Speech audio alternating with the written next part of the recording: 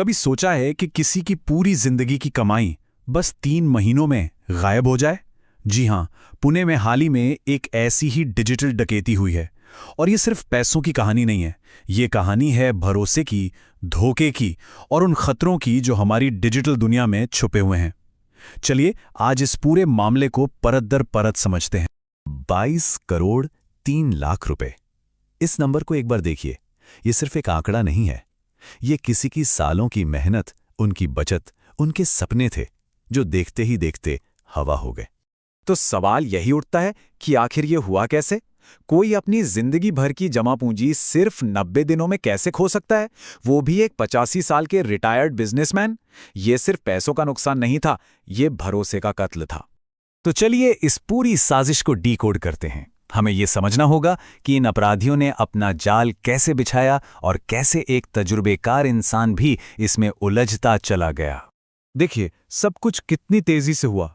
खेल शुरू हुआ अक्टूबर में, जब उन्हें एक अनजान मैसेजिंग ग्रुप में ऐड किया गया, और जनवरी आते आते यानी सिर्फ 3 महीने के अंदर सब कुछ खत्म हो चुका था। इन धोखेबाजों का तरीका बहुत ही सोची समझी रणनीति वाला था।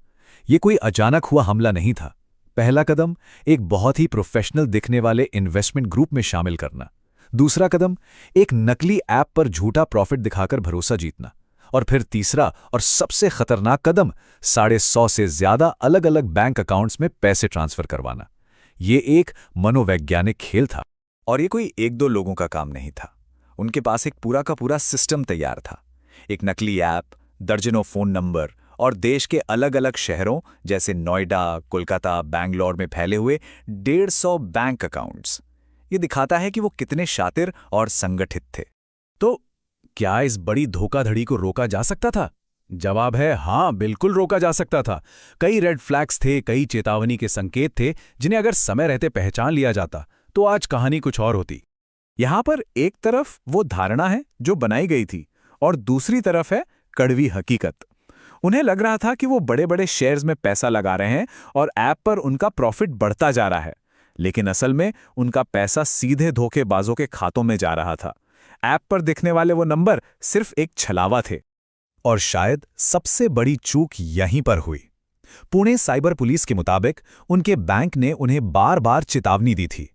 बैंक की तरफ से ईमेल्स और मैसेज भेजे गए जिनमें इन बड़े बड़े ट्रांजैक्शंस को संदिग्ध बताया गया था, लेकिन इन सारी चेतावनियों को अनदेखा कर दिया गया। इस पूरे मामले का एक और दुखद पहलू यह भी था कि सब कुछ बहुत ही गुप्त तरीके से किया जा रहा था। उनके परिवार में 2 सॉफ्टवेयर इंजीनियर थे, लेकिन उन्हें इस बड़े निवेश के बारे में कोई खबर ही नहीं थी। सोचिए, अगर सिर्फ एक बार भी परिवार से बात की होती तो शायद ये नुकसान होने से बच जाता। अब ये समझना बहुत जरूरी है कि ये कोई एक अनोखा मामला नहीं है।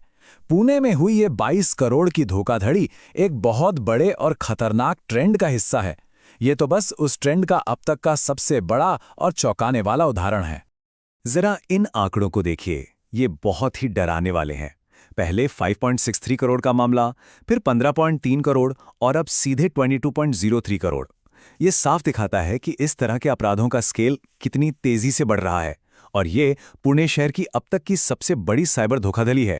इस तरह के घोटालों को अक्सर डिजिटल अरेस्ट स्कैम की कैटेगरी में भी रखा जाता है। इसमें धोखेबाज भरोसा या डर का एक ऐसा माहौल बनाते हैं कि लोग खुद ही पैसे ट्रांसफर करने पर मजबूर हो जाते हैं। तरीके अलग अलग हो सकते हैं, लेकिन मकसद एक ही होता है, आपकी मेहनत की कमाई लूटना। तो अब सबसे जरूरी सवाल पर आते हैं, हम खुद को, अपने परिवार को ऐसे घोटालों से बचा कैसे सकते हैं? चलिए कुछ बहुत ही जरूरी और प्रैक्टिकल बातों पर ध्यान देते हैं। तो ये एक चेकलिस्ट है जिसे हमेशा याद रखना है। पहली बात, किसी भी अनजान इन्वेस्टमेंट ग्रुप पर आंख बंद करके भरोसा मत कीजिए। दूसरी बात, किसी भी अनजान लिंक से कोई ऐप डाउनलोड मत कीजिए। तीसरी और सबसे जरूरी बात, अगर आपका बैंक कोई वार्निंग दे रहा है तो उसे गंभीरता से लीजिए।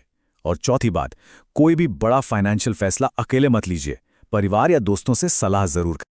और अगर आपको कभी भी जरा सा भी शक हो कि आपके साथ कुछ गलत हो रहा है, तो एक पल भी इंतजार मत कीजिए। सबसे पहला और सबसे जरूरी कदम है कि आप तुरंत मदद के लिए संपर्क करें। ये नंबर याद कर लीजिए, 1930 1930। ये नेशनल साइबर क्राइम हेल्पलाइन है।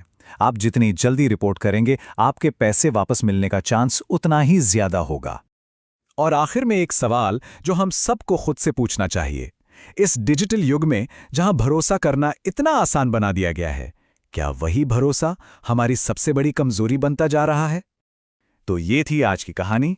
अगर आप ऐसे ही जरूरी मुद्दों को और गहराई से समझना चाहते हैं तो हमारे साथ जुड़े रहिए।